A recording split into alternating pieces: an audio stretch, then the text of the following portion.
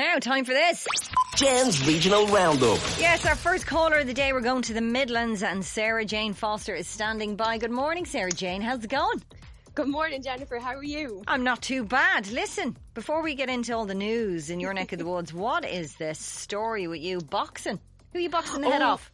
Oh my God, I'm actually back boxing training for the first time in about a year and a half. I'm absolutely loving it. And I was thinking the other day, I was like, oh my God, I'm actually boxing training for over 14 years. What? Like, how did that even... 14 years, how did that happen? How did you get into boxing?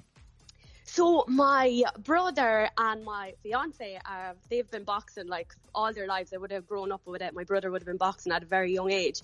And I would have went to his boxing matches and his training. And then I was like, I just need to get into this now. Is there many girls that do it?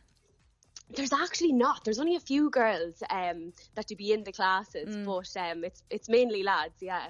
And have you ever been in a fight? Have you ever got hurt? No, I actually haven't.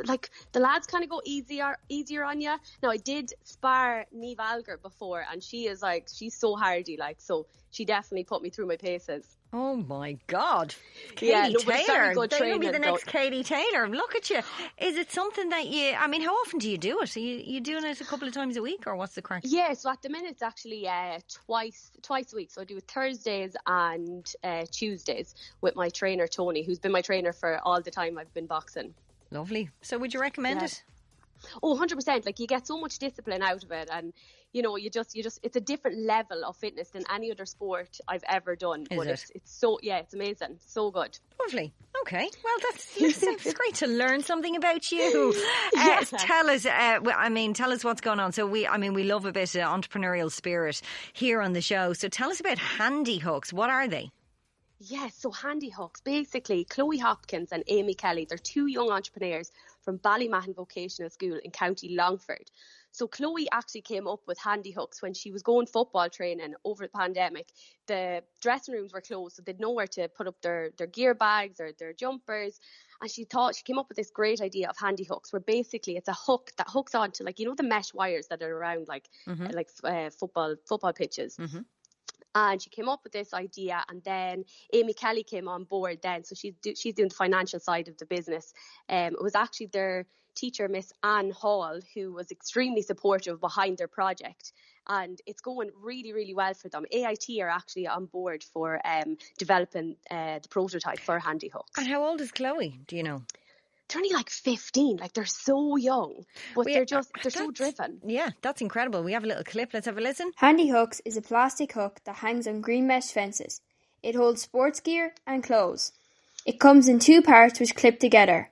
They can be got in a wide range of colours, including club and county colours. The Handy Hook won Best Commercial Potential Product in the National Enterprise Final. Wow, good on them. Good on Chloe. Fair play to her. I know, and they're so young. So young. And listen, it wouldn't be right if we didn't have a story about Mullingar, but this is about a lake and a restaurant, not a pop star, right? Yeah, exactly. Do you know what? This is actually a really, really interesting project that they're doing for the lakes here. So the lakes have been like a lifesaver for all of us over the pandemic. Mm-hmm. We've all been there, either going for walks, jumping in, going for our swims. But basically, the Mullingar Chamber are pushing for a lake house but out in Lough Ennel. And, they're going to have bars, restaurants and cafes, which is unbelievable. Like, imagine the setting. It would be just so, so nice for somewhere like that to go within the Midlands. But even more interesting, they're actually... What they want to do is they want to integrate a mental health facility out here. So it's not for profit. So any of the money made within the restaurant, it actually goes back in to the mental health facility. So they want to have top class mental health facility in the Midlands, which is brilliant. That's really good. Listen, I was dying to talk to you because news came out yesterday that the Rose of Tralee was going to be cancelled for a second year in a row. And we spoke the last time about the Little Rose of Tralee for men that's happening in the Midlands. Exactly. Yes. Is that still going ahead? What's the plans with that? Oh yeah, that is definitely going ahead. Like, we are so excited for that. Like, it's going to be unbelievable. It's going to be huge. We were putting all the plans in place before COVID, and I think it was actually the week that we went into lockdown that we were supposed to go with the show. It was meant to be on the Park Hotel in Mullingar. But it's on next year, bank holiday in June, and it's going to be absolutely huge. Dahi O'Shea might want to be on board. I don't know. Well, he'd have to be contestant because it's for men, isn't it? So what's the criteria? Exactly. What kind of blokes are you looking for? So you don't have to, like, it's any fella really. Hot. And you don't have to be single. I think we were originally going with that you had to be single, but essentially the lads. But you guys will turn a blind eye to whatever goes on. I hear you.